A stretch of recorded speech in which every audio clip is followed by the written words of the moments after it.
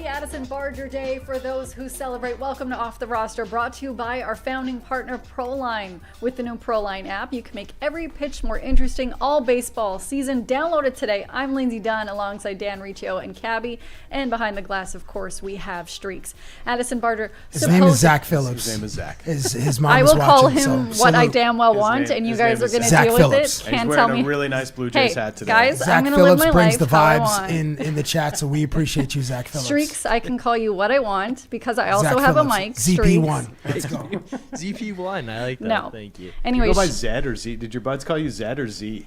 No, everybody calls me Phil. And then it's recently some of my buddies started calling me Z. Okay. Yeah. Anyway, Streaks, we'll talk to you later about something that happened in your play because I'm not going to be told what to call you because I'm my own person. We're calling you Zach Phillips. I didn't say you guys were. Hey, Dan and I are calling you Zach Phillips. I can call him what I want. Yeah, and well, I'm no going one to said you continue. can't call him what you want. Anyway, what you Streaks was the lead in his play in grade 7. Let him know in the chat. You want to see photos of this. He was Scrooge, and I'm here for it. You were Scrooge? Yeah. Yeah, I just can't see that at all. You're such like a lovely light person. So clearly a great actor. But we need to talk about the Leafs, where there's some Scrooges in the chat, maybe some in the room when it comes to the Leafs' future.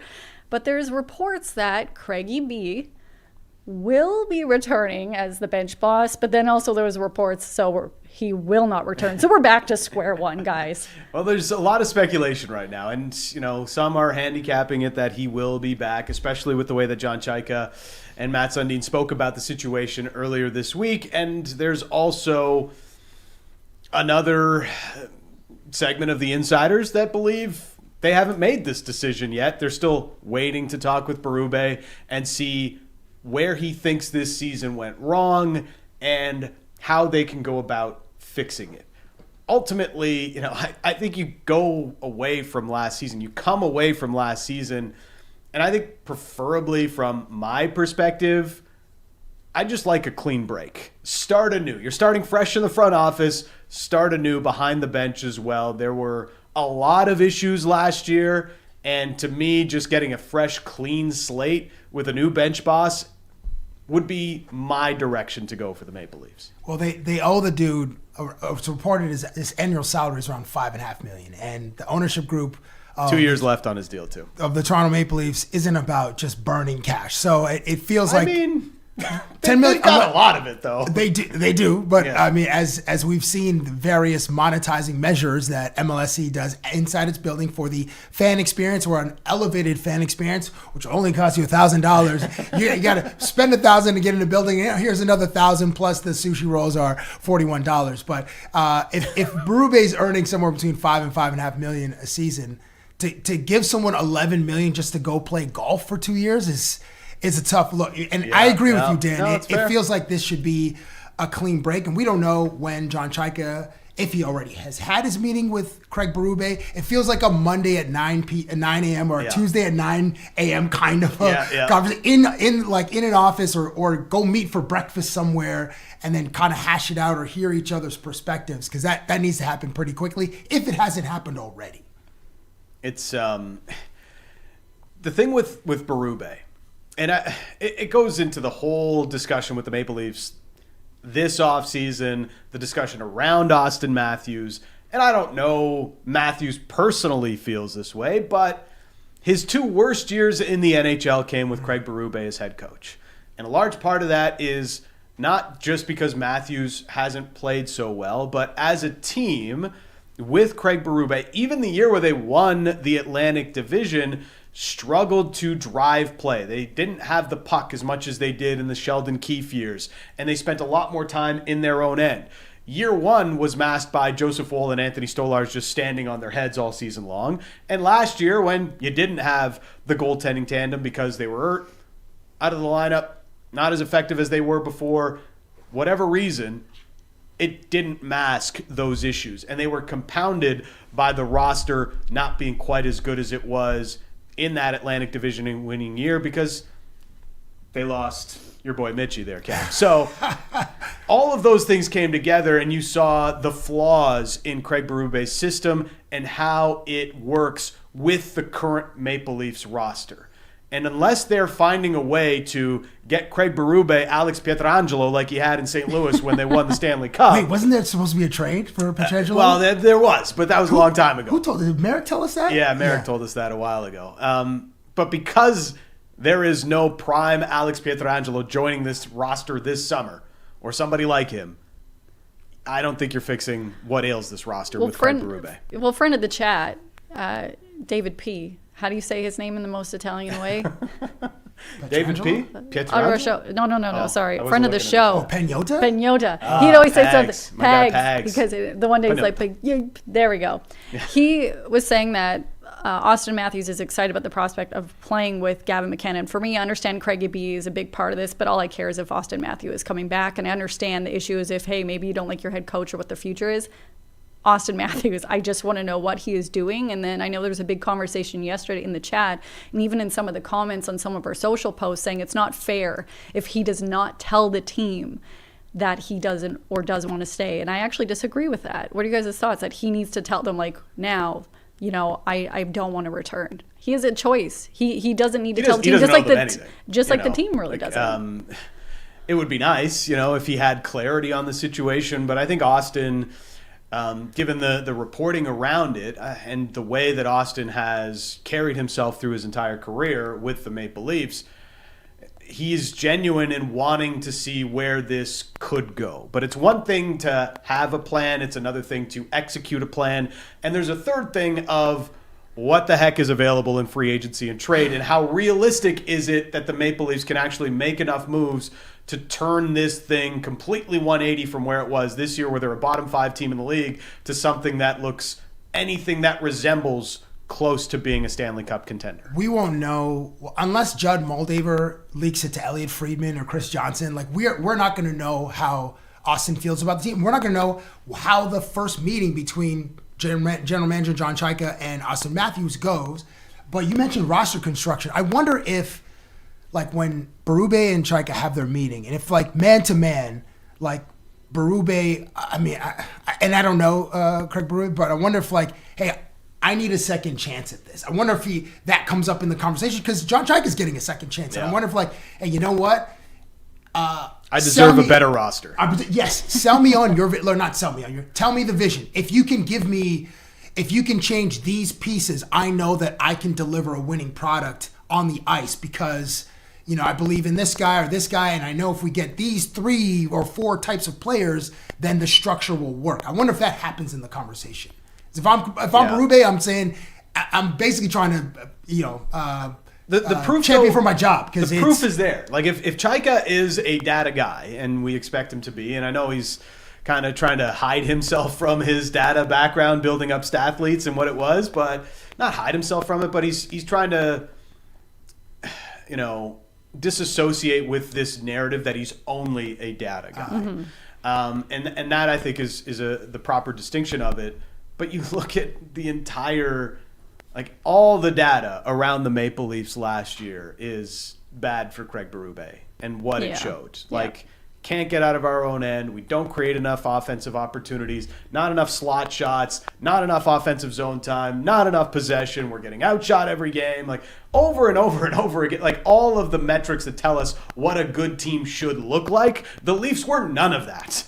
And sure, there was a lot of injuries and things that played a factor into this, but even when they were healthier early in the season, they were all still bad. And it was painting the poor picture of those early conversations we had on this very show. Like, is this season done? Is it early? Is there room to turn it around?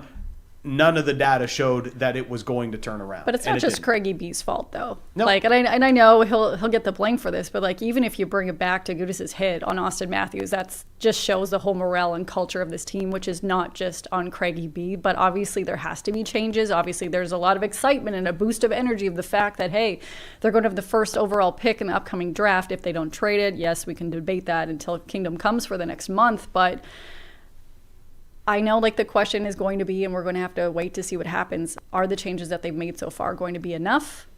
Will a head coach change be a good point of direction for this team? Because who are they going to bring in that is going to change this for them? Bruce Cassidy and Bruce Cassidy. Bruce Cassidy's available. Who's a tactician and I mean, he's got a stellar resume. But he's probably like if they have a whiteboard, his name's probably the top two slots. So he feels like he's pushing for either the Edmonton job or the Leafs job. One of the two. The way that he is posturing himself right now, doing a lot of TV analysis and all that stuff. But there's no problem here getting creative either. It doesn't have to be a retread. You could look at guys like Manny Malhotra. You could look at Jay McKee with the Brantford Bulldogs right now. Malhotra was an assistant coach for a while with Toronto. That's right. And then also, guys like David Carl. I think that's probably the least likely of all the options. I'm pretty sure he was offered a pretty significant contract by the Blackhawks, and that wasn't enticing enough. He's coming from Denver University, where he's basically got, carte blanche to do whatever he wants, and he's the man there, so it's going to take a lot to get him away, but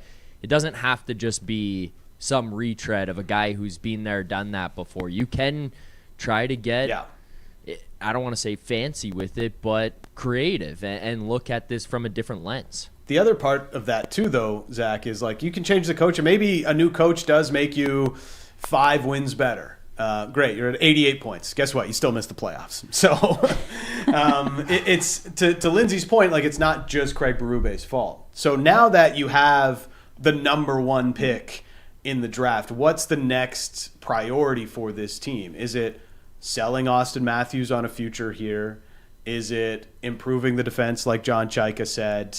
Like the number 1 priority, and I do feel like it is selling Auston Matthews on a future here, but at the same time, you can't just like do what the Canucks tried to do and fold to everything you think Quinn Hughes is going to like about, this roster, which is like sign all of his buds, Thatcher Demko, Connor Garland, and Brock Besser to new shiny new contracts, and then Quinn Hughes is going to leave you in the dust anyways. You can't. Is that what happened? Yes, that's exactly. Jim Rutherford even admitted this. Yo, he's a G though. Yeah. So shout out to Quinn Hughes. Like, I gave you guys some new deals. You're welcome. You guys owe me steak dinners for life, even though I'm gonna probably. The selling point should be the team's getting better. Yes. The selling point should be we are becoming a better hockey team, a more competitive hockey team, and we're going in the right direction. And this is how. This is my 5-point plan, or whatever it is. 10-point plan, 10x or whatever, get 32 units. But the problem is like manipulate time. But does Austin's idea of getting it better match with what is probably best for the organization? There's 2 things here. We need to get better to sell this vision or future on Auston Matthews, but we also have to be realistic. We don't have assets to trade. Yes, we're getting Gavin McKenna, but we still don't have assets to trade. We have to rework the defense. There's only so much we can do in one off season. You want to sell Auston Matthews on a future, but also be prudent in the way that you do that, so it's not just like we're going for it all in this 1 year, hoping that it convinces Matthews enough. It also has to be, we need to be getting better right away, but also in a sustainable way that 3 to 5 years from now, we're still good to continue making Auston Matthews happy and capitalizing on what we think will be the prime of Gavin McKenna's career 5 years down the line. Like those are all, that's how you have to manage this rather than just like it all matters to do this right here, right now. It's not realistic. If that's what Auston Matthews wants, that's not realistic for the Maple Leafs to do that. Well, let's keep this NHL conversation going by bringing in Greg Wyshynski, senior NHL writer for ESPN. Good morning, sir. Good morning. Hello, everybody. Good morning. Hello. Good morning, Shout out to my boy Zach. The background is incredible. Looks like he's about to do some open mic at the Chuckle Hut with the brick wall. It's pretty great. Shout out to you because we were told that you love The Littlest Hobo. Jeff wanted me to ask you about that. Huge fan. One of the greatest moments in my history with Jeff Merrick was the episode in which I discovered The Littlest Hobo was a dog. I had no idea. We had been talking about the show for a long time about how the littlest hobo goes from town to town helping people and saving people, and I just assumed it was a person, but it ended up being a dog. And listen, the show lives on in infamy for me, one, because of that revelation, but also as the launching point for Jay Woodcroft's career back when he was a child actor. So it's a great show. I did not know that. Wow. I didn't know that. Oh yeah, you can mind. find the clips on YouTube, man. Jay Woodcroft, former Edmonton Oilers head coach and now current assistant coach with the Ducks, got his start as a child actor on The Littlest Hobo. So it's pretty great. That is wild. I think you know that this world we live in, it's all about clickbait and sometimes switching the truth. So I'm going to kind of switch a little bit what you recently said, which was, I think we need to come together as hockey fans and admit the NHL does not, in fact, rig the lottery despite the Maple Leafs winning. So what I'm getting out of that is the NHL absolutely rigged the lottery. Am I right? They don't. I wish they did. I wish they did. We could have had Connor McDavid in either Toronto or Buffalo, but instead he went to Edmonton and was very sad in the moment. I've had the honor of covering the draft lottery in person now. I think it's like 4 times. I did it behind the scenes twice, and I've been at the live reveal show twice now. Which, by the way, is I think our opportunities to praise the NHL for its innovation are few and far between. And I think that this show is like one of the greatest things that they've made, maybe like the last 15 years. You know, adopting the World Series of Poker. Every card gets drawn and the odds change in real time thing. It's all great. I think it makes for great television. But no balls and freezers, no magnets. When they cut to commercial, there isn't somebody rearranging the balls inside the machine to make sure that the Leafs numbers come up. I wish they fixed it. It'd make it better to try to get, like, I don't know, Detroit a good player. But in this case, I can tell you that there was no chicanery involved. Well, you brought up how, this has been one of the great parts that they brought up around the NHL in years. So I want to go back to an article you wrote in 2012, which was the 20th anniversary of Bettman's tenure as commish. You wrote, would the NHL be better off, worse off, or about the same had Gary Bettman not be its commissioner for the last 20 years? We're now at 33 years, and you said about the same. Where are you at with that now? I still think it'd be about the same because here's the thing. There are things that are personal to me that I don't like where the league has gone under Bettman. For example, I want the players to make as much money as possible, and I have no problem with the idea that teams can spend as much as they want to keep teams together that they draft and develop. And I think the salary cap for a long time before it's gotten to this sort of astronomical level was requiring teams like, for example, the first Blackhawks team that won the Cup in the Taves and Kane years to basically like blow up their roster. And that's not fair. Like they paid the price of tanking and then they did great in player development and drafting. I also think that it was probably inevitable that the NHL would expand. I think it's inevitable that the NHL would, eventually get to this place where it's making billions upon billions because of the value of franchises and sports rights. I give them credit because I do think the cap helped encourage ownership, and I think the cap probably helped keep salaries in line to allow for profitability. And I'll give him credit also because I think that under his stewardship, we saw rules changes that made the game better, and that 15, 20 years after the Brendan Shanahan summits, we have a version of the game that's incredible. And then he also, created some pretty cool innovations, like he, helped foster the outdoor games and things like that. So I tend to believe that under someone else's stewardship, the potential was there for the NHL to be even bigger than it is. But part of maturity is understanding that all of the things I don't like about the NHL are not necessarily Gary Bettman's fault, and that he has done some really good things behind the scenes to lay the groundwork for the league that we have now, which obviously is a money-making machine that has a good product on the ice. So back to what's important, and that's only the Toronto Maple Leafs wish. It's okay. So like the conversation, as we know, is like, okay, now you've got this number 1 pick. How do you sell Auston Matthews on a future here, and how do you get better to sell him on a future here? And I look at the free agent class. I know NHL GMs are cowards when it comes to making trades. So how are you supposed to make the Maple Leafs roster materially better in one offseason to show Auston Matthews a future moving forward? Well, I think that's part of it. After they won the lottery, I was poking around a little bit, and I get the sense that the lottery win doesn't materially change the way that Auston Matthews is thinking, because he's thinking he wants to chase the Stanley Cup in the next couple of seasons. And if he doesn't believe that he can do it in Toronto, he's probably going to try to see if he can do it someplace else. And so the actual acquisition of players is only one part of it. But I think, as you mentioned before I hopped on, the selling of a plan, a path forward, a philosophy, some specific details on how they can get there in short form now that they have what's a pretty good, top six when you throw Gavin McKenna in the mix.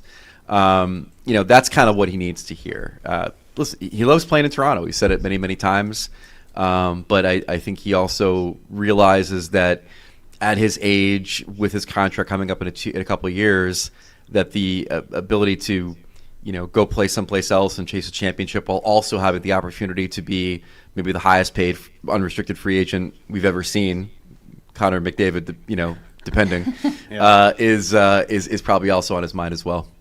I don't know if this is like a product of what happened with Quinn Hughes in Vancouver, but the conversation around Matthews and Brady Tkachuk, both American players as captains of Canadian teams, and this, idea that Canadian hockey fans our American players just, of course, when he has the opportunity, he's going to want to leave the team that he's currently playing for in Canada. Is that a Canadian fan thing, or what do you surmise the ongoing speculation around Matthews and Brady Tkachuk to be? Well, it goes even beyond that, though. I think you have to look back to the Calgary Flames. And the fact of the matter is that when the late Johnny Gaudreau was going to be a restricted free agent, everyone assumed that he was going to leave for the United States, which he did. And then, after he goes, Matthew Tkachuk's like, well, listen, I ain't going to resign here, so, do what you will with me. And then they turn him into Mackenzie Weegar and Jonathan Huberdeau. So I think the inciting incident for a lot of the not only panic that every American player wants to come back and play in the United States that plays in Canada, but also we got to get ahead of this thing before this guy can leave in a couple of years on his own accord. I think that tracks back to what happened in Calgary. Greg, good morning, sir. Hello. Cabbie here. Which NHL series feels like a 2-hour movie, but what should have been an email, and why is it Carolina versus Philly? What's funny is for 2 periods of this series, the Flyers were the better team. And it was the overtime period in Game 2, and it was the first period in Game 3. And in both cases, I'm sitting there watching these games, I'm just like, when's Carolina scoring? It just kind of felt that way, right? Like they're peppering Freddie with shots. They're playing well at 5-on-5. They're not getting the result. They hit 2 posts last night, including one by Porter Martone. And you're just like, at some point, the Hurricanes are going to score, and all of this momentum that they're building is squandered. The turning point last night was the hit by Taylor Hall on Travis Sanheim that originally was a 5-minute major, gets reduced to a 2-minute minor. So there's one kick in the gut if you're the Flyers, and then they give up a shorty 10 seconds later, which really kind of, I think, just crumpled them. So I thought that like many people, that the Ottawa series was going to be a little bit longer for Carolina. It turned out not to be. This one I had ending in 5. It's probably going to end even quicker than that unless we get a gentleman's sweep.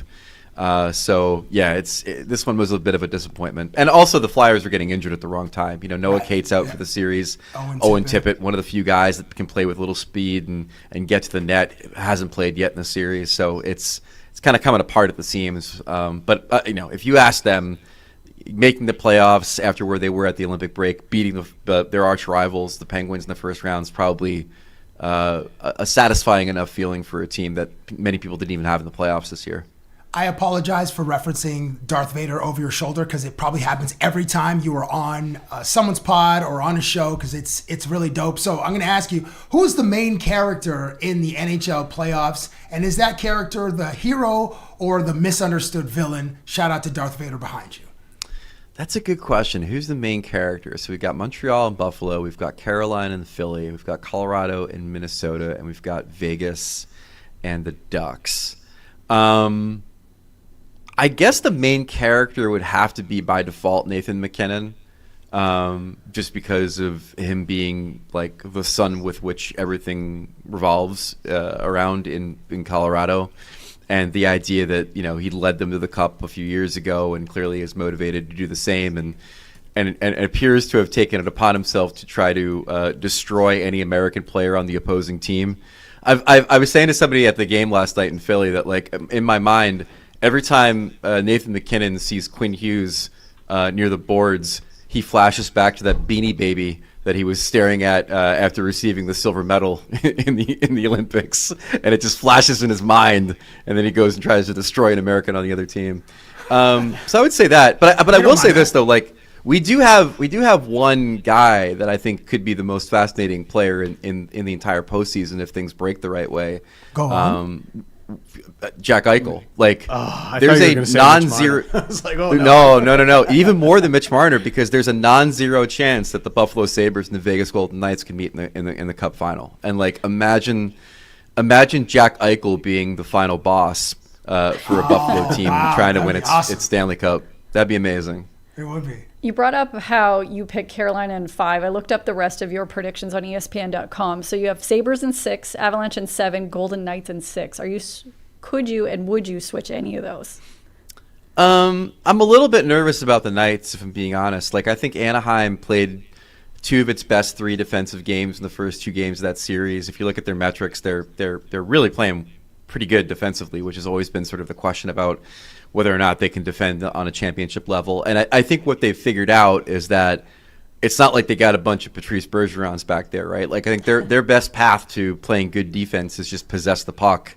And there were times in the second period against Vegas in Game 2 where it looked like they were on a power play when they were at 5-on-5. So like if they can, to date myself a little bit, to use the old Mike Green defense, which is just keep it out of your zone as much as you can, and that way you don't have to defend. I think that that's probably their best path forward against Vegas. So that's the only series I'm a little bit nervous about. I think everything I've seen from Buffalo in these playoffs makes me think that they're deep enough, and as long as Alex Lyon plays well, they'll get past Montreal. Obviously, Carolina's on the precipice of a sweep, and then Colorado is just not only are they a juggernaut, but like the biggest lineup flaw, and I think I wrote about this in the predictions piece for Minnesota, was always what they had in the middle of the ice. And then when you take Eriksson Ek out of the equation, just like they're a complete donut, and they're going up against what's basically the deepest collection of centers that we have in the league outside of Florida when it's healthy, and they've just got no answer for that. So, to bring it back again to the Maple Leafs,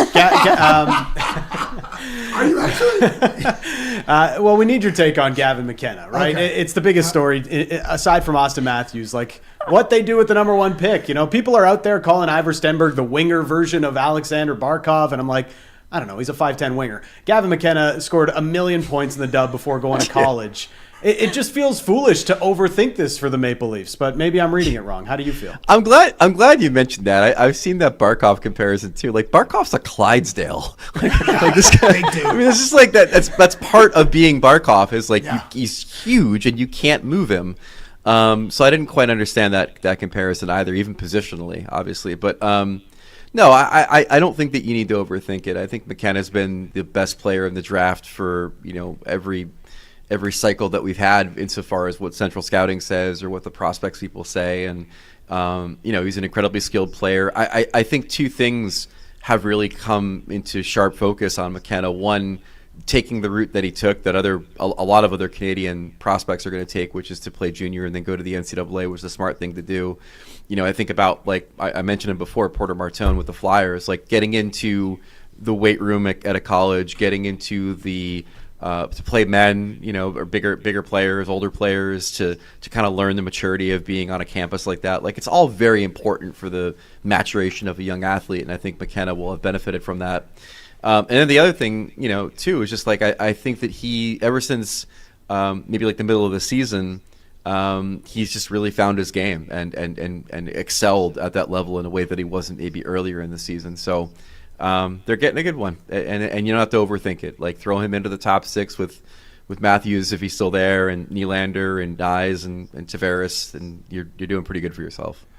Greg, Pierre LeBrun wrote an article a couple days ago in The Athletic, and after 4 first-round exits for the Tampa Bay Lightning, and I guess this kind of tangentially goes back to the Toronto Maple Leafs, he floated the idea that Nikita Kucherov, who's entering his final year of his 8-year deal, could be moved because GM Julien Brisebois is not afraid to make a bold move. So Bleacher Report put out a list of top 5 trade destinations. I'm just going to go through them quickly. and get your thoughts on which destination is the most appealing to you if this blockbuster move would be done by Brisebois. So Carolina Hurricanes, they have a projected $14.2 million cap space. LA Kings, 18.5 in projected cap space. New Jersey Devils, 11.9. New York Islanders, 12.6 in projected cap space. And finally, the Washington Capitals with $36 million in projected cap space. Which destination is most appealing to you? Well, the Devils, as a Devils fan, and as somebody who knows that, like, you know, obviously Jack Hughes and Nico Hischier could certainly use a little help on the wing from a scoring perspective. But I have a hard time believing that guy is going to get traded or won't end up playing out the string with Tampa. I know that, like, Julien Brisebois has obviously earned the reputation of being an unfeeling guy when it comes to nostalgia and, you know, because of the Stamkos situation. But that was very specific, I think, to Stamkos. I think in the case of Nikita Kucherov, you're talking about a guy who, you know, most likely when we hear the finalists, I think later today, could be a finalist for the Hart Trophy. And that certainly wasn't Steven when he left the Lightning. So I don't know. I think a combination of age and the contract and Stamkos and his not playing up to standards in the playoffs will make people be like, let's put him on the block. But I mean, I still think that the Lightning probably have like a 2-year window to try to do something with this group before everybody leaves, including John Cooper. But you know, part of that math is definitely keeping Kucherov around. So many decisions. Cabbie, what would have been your answer?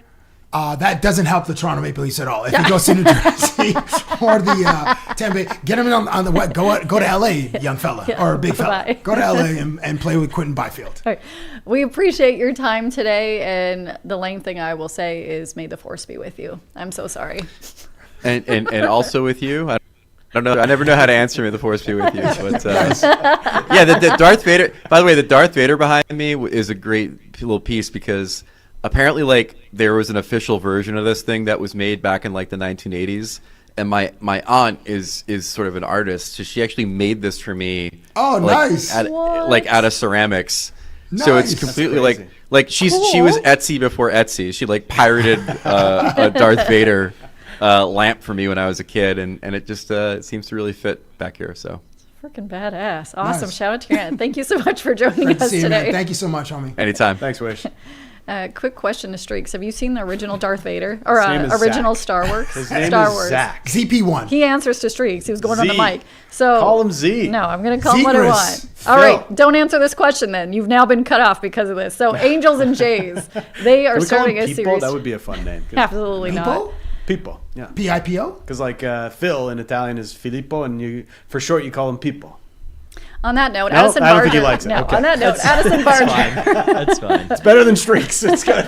He deserved that nickname. But Addison Barger is supposed to be returning to the lineup tonight. It's not official, but if his bat, which was not on fire before he was on the injured list, maybe he hits a home run today. And if he officially gets activated, this could be such a positive turn for the Leafs. So are we having a spinometer on this, Dan? We are definitely looking forward to getting Bam Bam back into the lineup for the Blue Jays. I mean, you know, you think about the offseason, right? They went after Kyle Tucker, a lefty bat. They knew they needed a lefty bat. They didn't get Kyle Tucker, obviously, because the Dodgers gave him $60 million. All of the money. And In one season. yeah.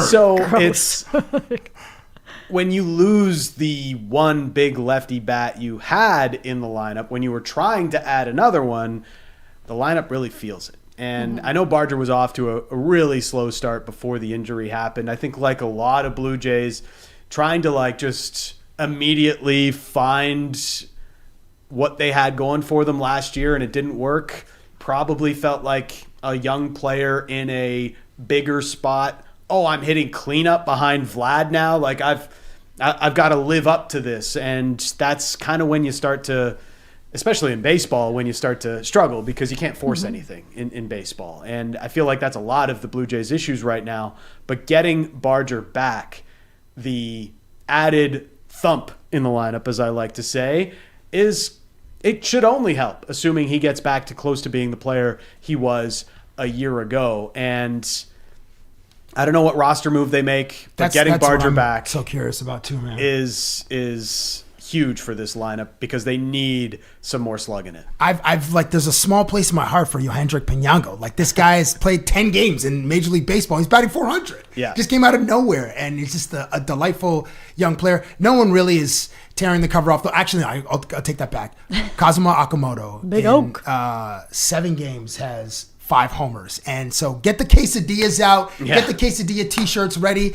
Maybe You need more than one guy. To Maybe hit a the home T-shirt run. is Bam Bam eating a quesadilla, Yeah, so we look get at some the synergy. Look at the Yankees Yeah. and their Oh home my run gosh, percentage. they're My 67. gosh, everyone's just By the way, killing it. Bellinger yesterday opened the Oh, game with yeah. a triple. Yes. Like, so we hit that one for a pro line. But Yes. Cody Bellinger is, I think he They're leads the just Major League great. Baseball in WAR right now. He is like, he's on fire. Yeah, Way better than Kyle Tucker, by the way. and we have a guy who's led Bummer ML. Tucker hate. Yeah, I think I told you this. When the Dodgers were here a couple of months ago, or I guess last month, I went up to him and was like, bro, like, fan base is like heated that you didn't sign with Toronto. He's like, they'll be all right. I was like, yeah, it's fine. Yeah, we will be all right. And if we see you in September, we're gonna boo the hell out of you like we did in April.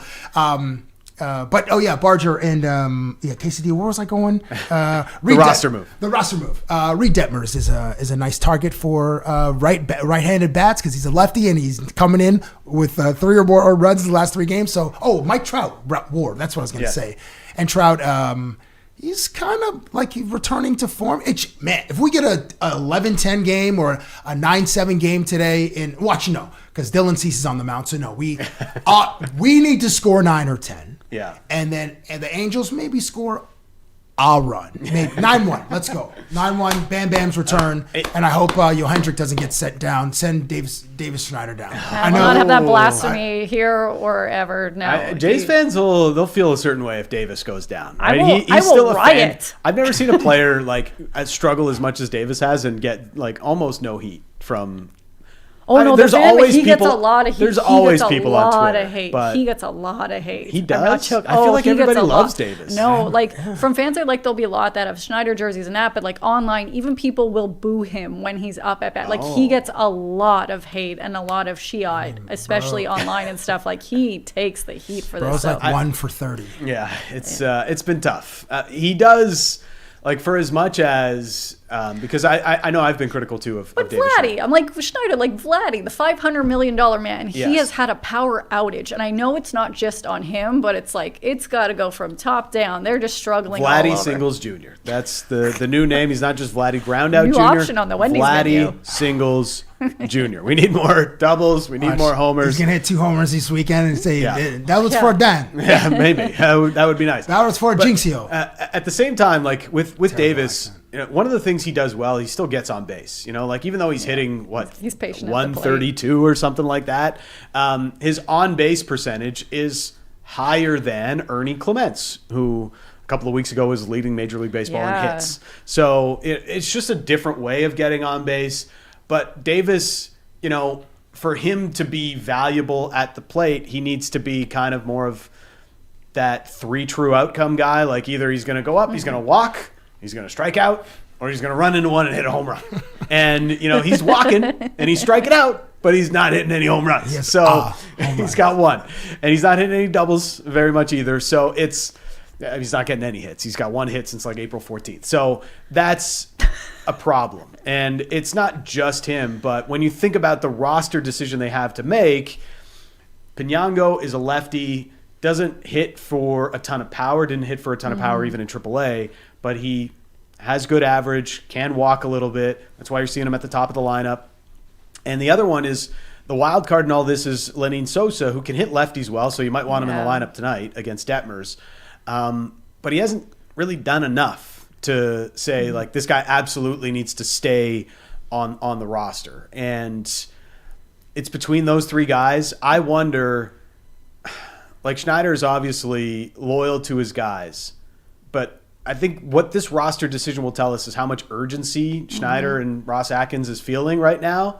Because if you remove Davis Schneider on this roster, I think it also somewhat sends a message to the rest of the team, like, fellas, we got to pick it up. Yep.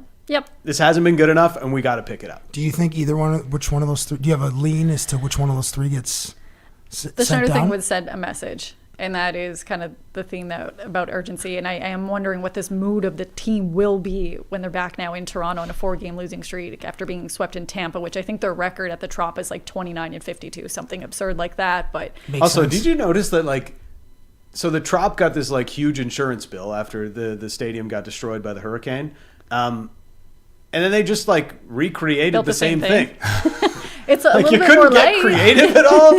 No, we're just gonna build the same exact thing that everybody hated. Isn't the roof a little bit malleable because Yes. it has to literally weather the storms of Category 5 hurricanes, so it doesn't happen again. But you're right, it does look the same. But you were saying it would send a message of urgency. You were to Schneider, and it's just I'm really curious about the mood of the team, because when they left, you could just feel even when you're watching batting practice, how they're taking it a little bit different. Some of them are only coming out well before the media or the fans get there, and then they're just going to the cages and they're not coming out. Those are little shifts in the way of their routine, which we all know. All athletes are so routine orientated.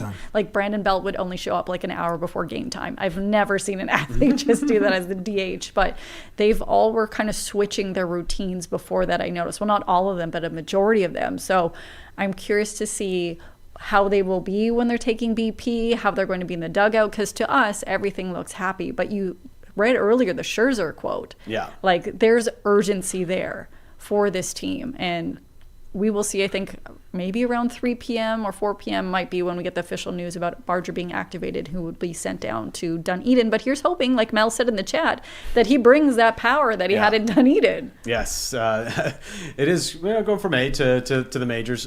We do know that Barger does have a lot of power in his bat. I mean, we saw it in the postseason. Yeah. He hit over 20 home runs last year. When we talked about it in preseason, what needs to happen for the Blue Jays to be great again, right? You lost Bo Bichette. How are you going to make up for that? Well, you need guys like Barger to take a step. That hasn't happened. He was slow out of the gate and got hurt. George Springer, you need him to maintain a lot of what he did last year, even at age 36. Hasn't done that. He's been fine in the games that he's played, but also has been hurt. You go down the lineup. Nathan Lucas really struggled out of the gate, was finding it, then he got hurt again. So you need Varsho to have a career. He's in a contract year, and you need him to have a career year. And he hasn't been all that great either lately. So all these guys you were banking on to help mask, Okamoto's done his thing, right? Yeah. But all these guys that you were hoping to help mask the absence of Bo Bichette's bat in your lineup haven't lived up to the billing yet. I want to bring up something that happened many years ago. What's that?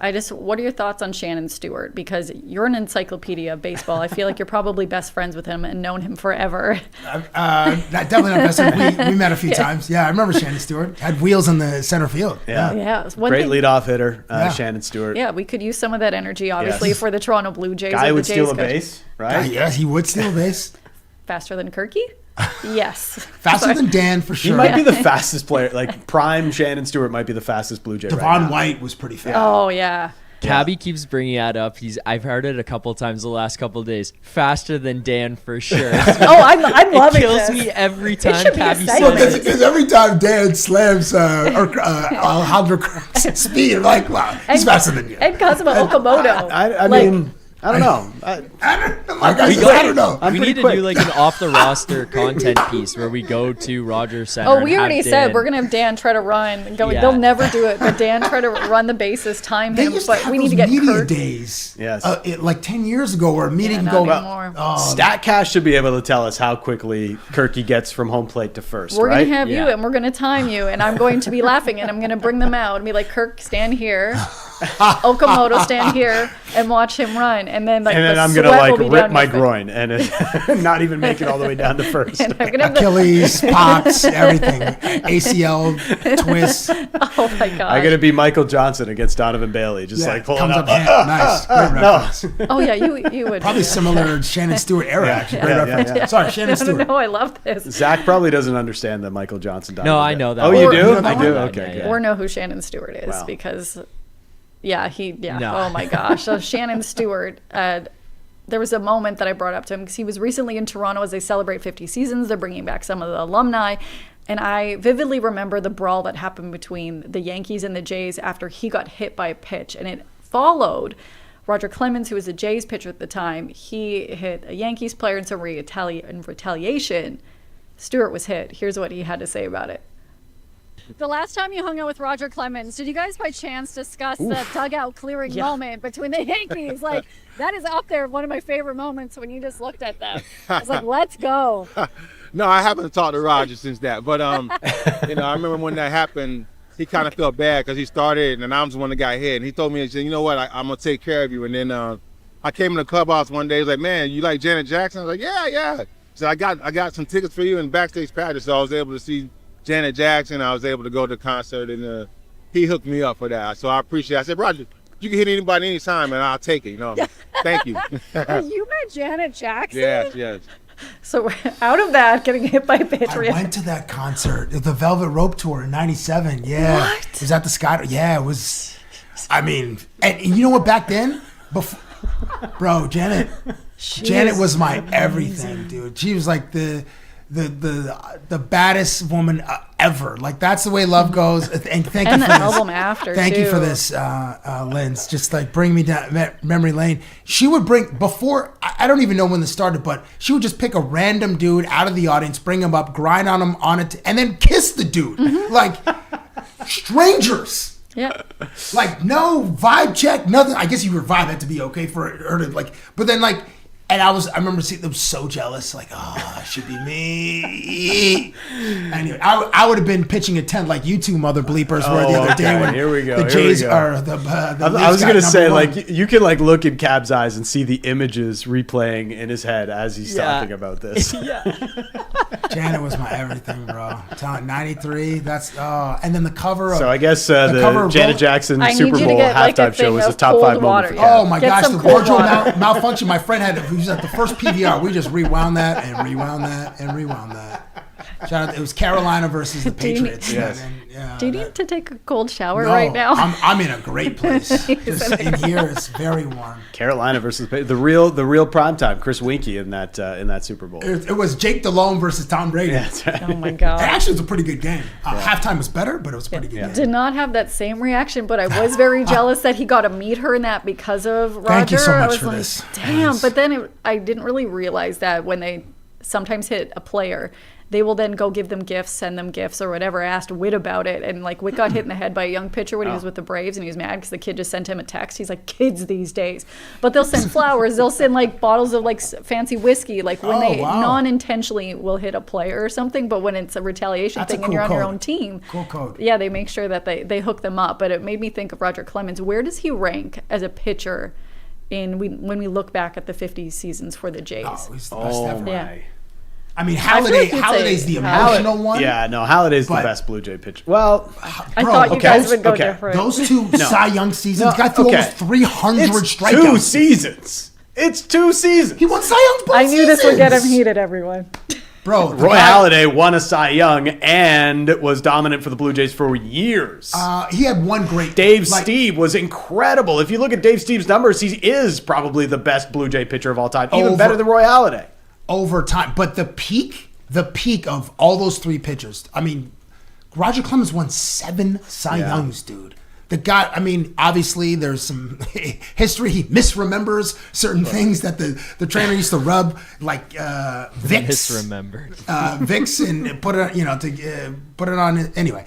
But the peak of those 2 years, and we weren't even. I think we finished. I want to say like 88 and 74 ish. Both those years we didn't make the playoffs, but 88 wins because there's no wild card. But I mean, it had the wild card system or playoff system been enacted in the late 90s, we would have been in the playoffs, and who knows, maybe we would have challenged the Yankees because they were in the middle of that 4 World Series in 6 years run. I don't know, man. Like if you're the short stint it's like, yeah, you were great for a short period of time, but like But there's better peak, Blue Jay dude. pitchers, Oh, I mean, and Halladay won one of his Cy Youngs with Philadelphia. Yeah, Like, but he won one with Toronto in 2003. He won with Toronto. and Clemens won 2.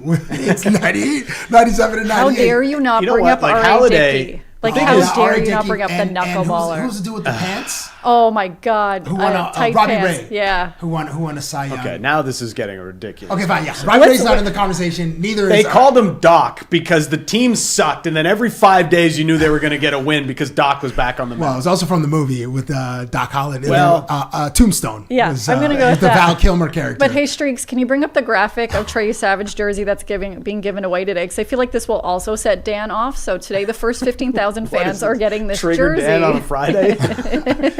I knew that would set you off. The only reason, So, people Trey- hated the Blue Jays. If Roy Halladay had the same numbers with the Blue Jays that he had with he played his entire career with the Phillies, the guy would have walked into the Hall of Fame. He probably would have won 4 Cy Youngs. But because he was with the Blue Jays, people were just like, "Meh, he's with the Blue Jays." You know, he It's probably- like Carlos Delgado that year. He should have won the MVP, but it was just like, no, they didn't make the playoffs. Nah, whatever. He's a Blue Jay. He doesn't really matter that much. Hey. Give me a break. Hey, That's just therapist- American wait, bias, Dan, and that's the therapist reason. Therapist moment. Over here, eye contact.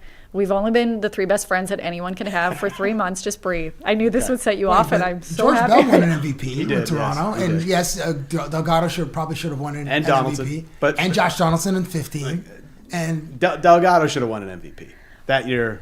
He was unreal. the rebrand in Okay, yes. 2004. So let's with bring the this back. So I Savage, always hated these. And the this issue- Vernon had to Oh play in my these. God. The for issue most of his fans have career. is Savage never played in this jersey. Well, none of the players would have played in this. It's just a fun throwback. But what I'm hoping is that if it gets hot or it rains, that the ink goes out on people because it'd be Why? hilarious. Because are these Fanatics jerseys? Probably. Oh man, Fanatics are so when they're trash. a giveaway jersey, you don't know. And so I was telling him before This the show, jersey I is was the like, worst. that this would set him off. So, Dan, what do you think of this giveaway? I hate this I like jersey. it. It's fun. Me and Cav are on the same page here. Like give away the baby blues. It's like the man, like- throwback Dan, the what nice was- what does 1997. Trey Savage have to do with this? Like, tell me why you hated this jersey. This is why you told me you hated it earlier. because they're black. They're the Blue Jays. They're black jerseys. Why are they blue wearing on black it. jerseys? So what if there's blue on it? So they They're can supposed only to be wear the Blue blue. Jays. Well, how do you It feel can- about the City Connect jerseys right now? They're City- black with a little bit like- of I white. hate these city even I in the love 'em. NBA, the city jerseys are all trash. Like, Oh, most of them are hard terrible. disagree. Just the Bucks where Hard it's Cream disagree. City, because that's stupid. I don't mind that one actually. Yo, hook him up with the Cream City don't jersey. mind. I'll Let's take go. it. I'll take a Giannis He before he clearly comes to went Toronto. there Cream thinking City. about Janet Jackson. The but only anyway. person who's gonna like this Jays jersey here is Zach I because that's love the it. one that he grew up on. Yeah, You this guys is. like this one? Well, I was Yeah. gonna show you guys like the Blue Jays pitcher that I grew up on, and remember Gustavo always Chassin. Gustavo Wow, Chassin. remember he had his own I'm perfume? so In the sorry knees. for you right now. That makes me. Wow.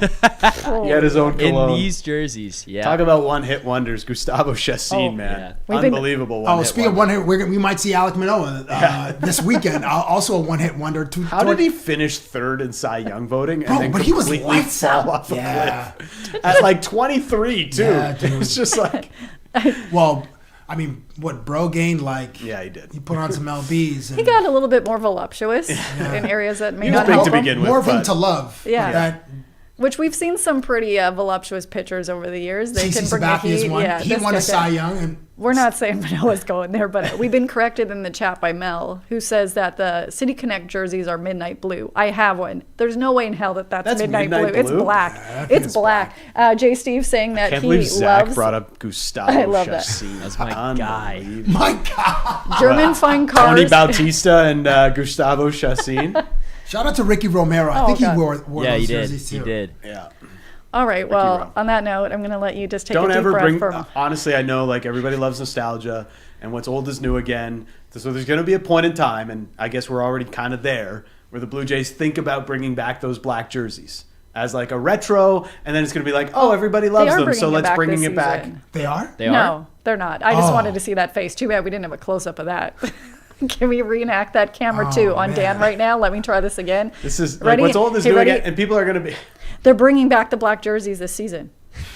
That's exactly what happened. Resting B Dan face, who German Fine Car is pointing out the chat. You're a little wound up today, and I Yeah, love it. well. All right, deep breath, because My point is, don't yes. ever bring that back full time, please. Yeah, Bring it back. I'm with Dan on this one. Those jerseys are trash. The City Connect ones are fire though. Oh, with I the don't red like belts, City I Connect. love What? it. Worst Bro, remember the jerseys. Shohei with Angels with the had the halo and the cream Angels when Shohei. I'm talking about the Jays ones. I'm talking. Okay, sorry. City Yeah, Connect jerseys in general. I think there's some fire. Yeah, I love the There's some Jays good ones. ones. I don't like the Jays I ones. love it. This dude, bro, Dan's like, all NBA ones are all trash. All the City Connect. I was like, You know what? The Raptors one's okay, but No, it's that's trash. It's absolutely trash. the two worst jerseys in Blue Jays history. That black one, Yeah. and the Muscle Bird. The Muscle Bird was just. Well, that it was Halladay's why, first why did they season, make right? Why did they make Brad Fulmer the logo of What the a Blue reference. Jays? Brad Fulmer. Shout out to Eric Hinsky. Shout Same era. out, shout out to the Toronto Tempo, who just released a Yes. new jersey Yes. today in celebration of the fact that Let's they're going to have go. their first ever game today. in Washington franchise Mystics about to history. take a heavy L. Big time Washington Mystics, one of the youngest teams in the WNBA. The odds are heavy in the Tempo's favor tonight, who lost both of their preseason games. But we all know the only thing that matters is the regular season. And I had the chance to ask Kia Nurse a question about tonight. Of course, she is the lone Canadian on the team. There's a lot of expectation and hope on it.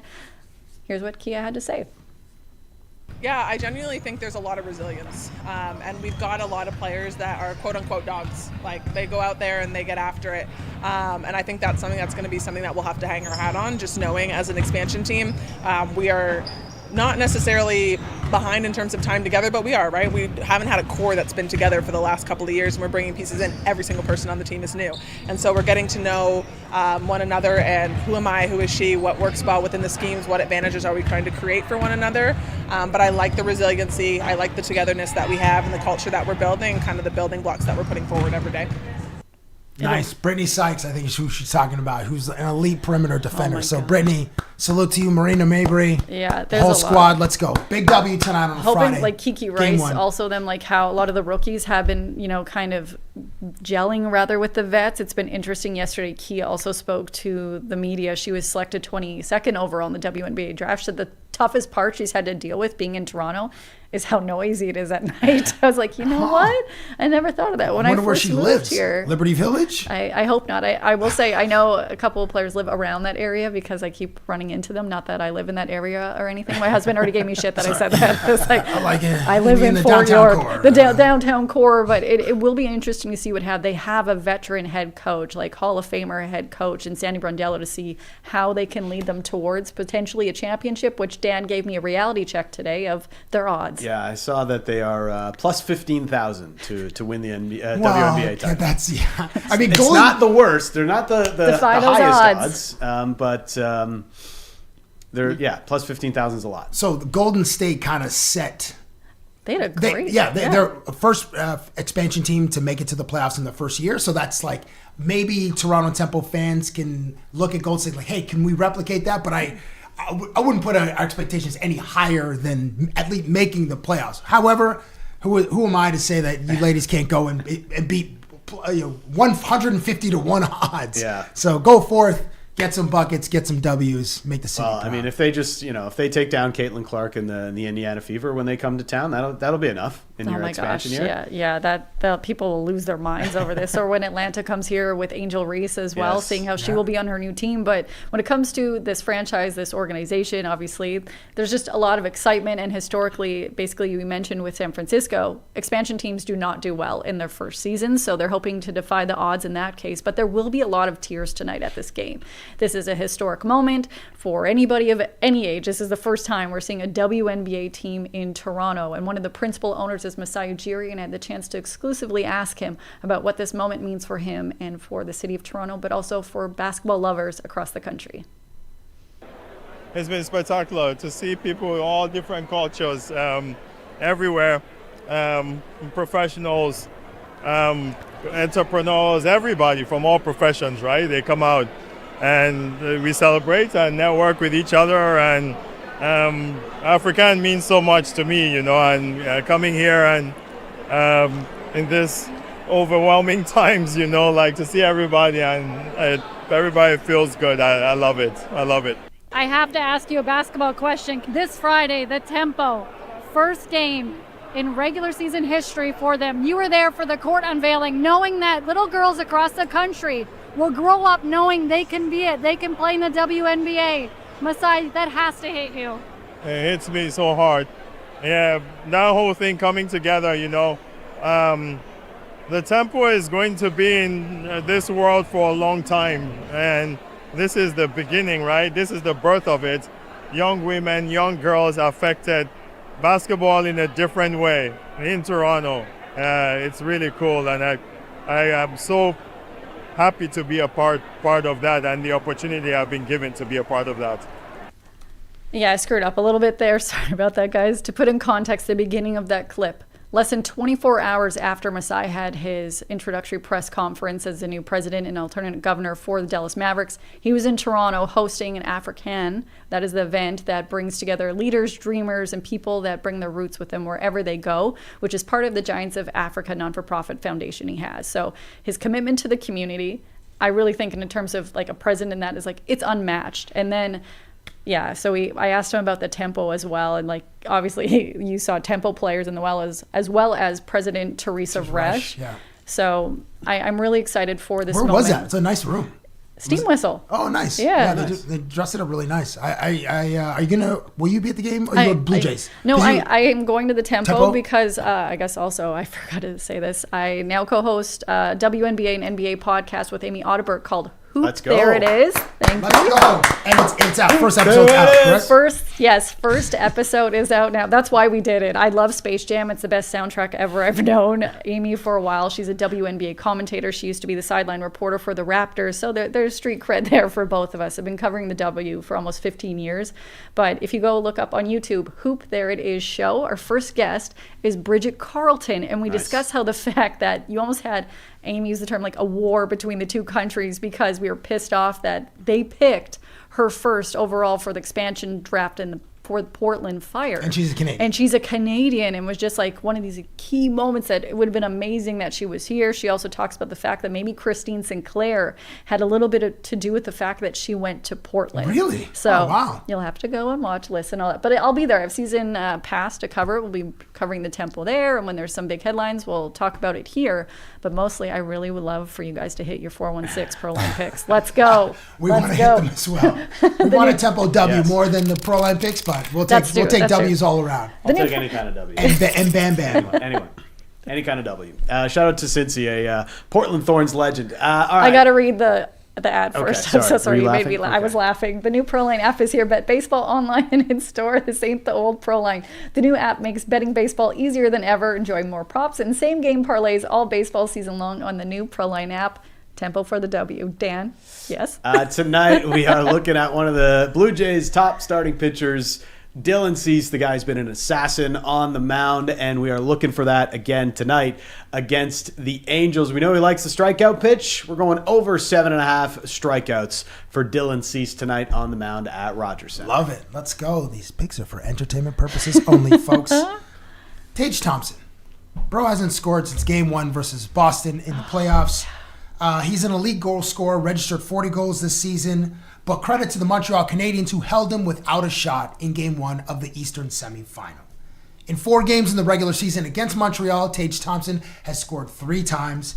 So tonight, with a lot of pressure on his shoulders and playing at home, Tage Thompson to score an anytime goal is my 416 Pro Line pick of the day. Let's go, big fella.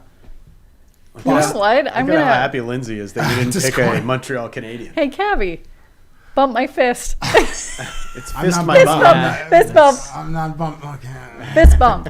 I'm so here Fist for my this. bump, No, he bump said my that, fist. and he said that yesterday when I was in our little fake offices. Like, I don't even know where this is from. Why do you keep saying this? Like, I was gonna say, Cab, since you're very much like, I want a Canadian team to win a Stanley Cup. I do. Would Buffalo be kind of a Canadian team? They sing the anthem. No. Before playoff games in That's Buffalo. true. And there are a lot of Canadians that support the team. Hamilton will be all over it. The Hammer loves the Buffalo Sabres. They're about to get a PWHL team. yeah, they are. Is Buffalo, like, if they knock out the Habs, are they the honorary Canadian team? Oh, my goodness. Yes. You know what? There might be. The Buffalo Bills are the kind of honorary Canadian NFL team. No. Seahawks, man. I salute to your guys. The P&W, yeah. So, you know. Pacific Northwest. So okay, they might. They might be, but you know, there are a lot of Canadians on American teams too. Nathan MacKinnon is. Greg was talking about Cale Makar, Nas. You know, I think collectively we'll just cheer against Vegas. That's the way to go. Yes. I'm here for Vegas. I don't care if Mitchie wins. I'm cheering for I would Mitchie. rather Mitchie win than a Canadian team, and I know the Leafs fans are going to go nuts at that. But There was a -3 the other night. oh man, So you know what? He's got 3 goals in the postseason. The shade. He turned the puck over on the empty netter, and then he got mad at his teammate. It was kind of weird. Okay, I want Tage Thompson to score, but I also want Montreal to win. Let's get like a 3-2 game OT winner or something like that. Go on, Nick Suzuki. And, No, okay, you went too far. Anyway, Lane Hudson got Hudson. jobbed in the Yeah. Norris Trophy voting too. we Anyways. did not clear this with you at all, Cabbie, but we have a new segment on Fridays called WTF Fridays. What the? Okay. Yeah. Oh, yeah. Exactly. Yes, exactly. But Zach brought a present for us to try before we actually go into the segment. Oh, And I've never Smelling salts? Yeah, I've never tried this before, and it's a fresh. We probably. Oh my goodness. I know. I'm a little nervous. I'm gonna go. I'm not prepped for this. go to- far away. I'm not prepped for this. Well, what do we? What's the? You just Open the bottle. welcome to Off the Roster for our. But are we doing anything afterwards? or Yeah. we just- Oh no, I have questions after. Oh my. Okay. Who's gonna hit this? You want to hit this first? I'll be the guinea pig. Away from you? I'll do it. Open it. I'm gonna do it as well. So I just. like this, Yeah. Yeah, Yeah. now slowly move it closer. So scared. slowly. Yeah. Wow. Okay. On the bottle it says Ward Bottled Insanity. Okay. Oh, it smells like urine, bro. No, I have to try this too, man. Just take a sniff. Yeah, it's watery wet. Okay. I have my notes. Wow, that's really powerful. Oh my I'm god. so scared. I'm so scared. It goes to your brain. It hits you in the brain. It's like Oh it's my behind gosh. my right eye now. So Oh my it's gosh, behind my. like- Yeah, same. It is behind my right eye too. Did we just snort chlorine? This way we Oh have- my gosh, Who that agreed is to this? really powerful. This. Oh my We god. see it on TV. We see football players, Yeah, hockey you see players, hockey players do shaking it. in So front of this their can't be noses. so bad. Oh my god, Oh. it's the most On potent thing that, ever. in that note, for WTF Friday, I made an Uber Eats order at 11:02 last night, Cabbie, that I let the guys know when we were sitting in here. I love glizzies, and I ordered this hot dog from 7-Eleven on Uber Eats. Oh my, that's probably an $18 hot dog. Lindsay, what was the charge on your account? At what time of night was 11:02, this? she It said. said 11:02. 11:02 it arrived. I also ordered a hot dog for my husband, and then I also got a bag of Doritos. And also, when you listen to this, I don't smoke weed. I've never tried it. but- I don't know. Like this is like the story doesn't track. and Jury's out for cookies. deliberation on that one. But it's like Uber eating a hot dog. So the 7-Eleven isn't that far, but it was not great. I feel bad enough when I like Uber Eats McDonald's, you know, like after you've had a few pops, you're like, You guys Uber Eats or like deliver like just regular fast food. You don't get like your Indian place or your sushi or your normally Thai I or do your Vietnamese. this, but like spot. there's again. Sometimes, but I really wanted a hot dog, and it was 11 o'clock at night, and 7-Eleven had it available to me. Can't and believe you. Yeah. It's been sitting on that rotisserie for like 7 hours. It gets worse. So oh my gosh. I never thought about this till earlier. Like, I don't know who grabbed the hot dog to put it in the bun or anything, if it was the 7-Eleven employee or something. So wait, Either way, you it didn't wasn't me. dress the hot dog? But I did dress the hot dog, and only after did I realize the mustard expired a year ago. Oh my goodness. So I'm still standing. Did you throw now. up afterwards? I kind of want it from the We'll see smelling if she'll salts. be here on Monday, because it might take 48 hours to run through her body. Whatever Oh, smelling carcinogens salts are in that expired friggin' mustard. I can honestly say I've never had a gas station or convenience Oh, store hot dog what? either in Facts. my Yeah, life. same. Are you guys kidding Proud me? of it. life. Proud of it too. Circle K, please sponsor the show, because let me tell everyone right now, for No, $5 Lindsay. for $5. This is like the equivalent of like grabbing the mall sushi like 3 minutes before they close. Oh, it's discounted. No, I don't want it. It's I've done that before. Oh, I've done that too. But for $5, you can get a Shout out to glizzy. Yorkdale Mall. Yeah, Nice food court. yeah, Dufferin Mall. Let's go. Dufferin. No. Whoa, whoa. Lindsay, you're just actively playing with fire. Yeah, Yes. I had a KFC zinger for dinner yesterday. What? With no lettuce, and then I topped it off This for was before the glizzy? yeah, that 11 p.m. Like, I want a glizzy. And then I had very expired mustard. But yeah, I would recommend probably not Uber Eatsing a hot dog. But Circle K, $5, you get a hot dog, any size pop you want, and a bag of chips. $5. Best deal in the city. That's the worst thing I ever I discovered. don't know if that's the best deal in the city. Oh, it's so damn good. And then there was only one on the little rotator thing. Like, if there would have been 2 glizzies, I would have had them both. Wait, how do you know there was only one left on the thing? When it's at Circle K when I went there the other day. Because I've had more than one hot dog this week. I actually looked up how many hot dogs can you have in a day. And I wish I never knew. It said you shouldn't have any hot dogs. Yeah, there's that stat that I'm going to get it wrong, but it's like every hot dog you eat takes a certain amount of days off your life. Have you guys ever seen those? I love it. Lindsay is believe sprinting towards the end of her days with eating multiple hot dogs. I'm going to be the Keith Richards of this. Like, everyone says he'll be live. Like, he's still alive, isn't he? He'll outlive the cockroaches. Whereas for me, someone who eats like a complete asshat, I'm going to live Hot till dogs in 107. general are just like Magic. a Don't choice, tell me what's man. in them. No, No. Everything's like- on the Nobody floor. knows. That's kind of the thing. You know, Scoop it nobody up and really they put it knows. into hot dogs. It's like you go to Costco, you drop $500 on whatever it is, like you do. Your And they big sell you a $1 slice of pizza. Oh, you know what? I gotta feel good about this because I got a $1.50 hot dog and drink. You know, like at least dinner was cheap tonight. It's just like, you just dropped $600. There goes your monthly budget. No, Yeah. I got a $1 hot dog. You know, I'm good. Yeah, man, they do get you, right? And there's always a huge lineup for their concession stand at Costco. And IKEA did the same thing. And you're just like, I just walked around in a maze for 3.5 hours. Yeah. I need a hot dog. I got to replenish. And you it. also spend $400 or $500, but you buy half of the things you didn't. You picked up at the right at the end there for those impulse buys, and then you get a $1.50 veggie ham, and then their ice cream is actually pretty good. Yeah. Oh, I've never had it. At IKEA, that I'm actually was going to not have to do bad. that. Lindsay brought up KFC. So and damn it good. is, since this new segment is WTF Fridays. KFC had a wild tweet. I don't know if Zach can bring it up quickly. I just put it in the WhatsApp chat, but I'll just read it out for you. Oh, I'm excited. KFC. Colonel Sanders. Yeah. Still raw dogging your tenders? Oh, very good. Very good. Very good. Could you imagine? Like, what a tweet. It's kind of Hey, perfect. salute to the social 5.8 admin. million in impressions. Salute to the social admin, the social team. Wendy's used to have like a banger social team. They would respond to accounts So they and do Oh, dips. they had a They have new crazy dips, social though? team. yeah, Yes. like for I think like they a still do. 6-8 year run. Like Yeah. they were the best for. So wait, you had a snack? What's a snack? Oh no, I had a cruncher a or something? zinger. Oh, So a that's with zinger? like spicy mayo, and you get no lettuce. So then that way you get even more sauce. Is that the one with the 2 chicken? No, that's delicious. That's a double down, and you bet your arse I went and got that the day Oh it came my out. gosh, Lindsay. I can absolutely take all of you on a fast forward tour, but guys, are those You're smelling salts? You're a modern medicine, a marvel of modern medicine.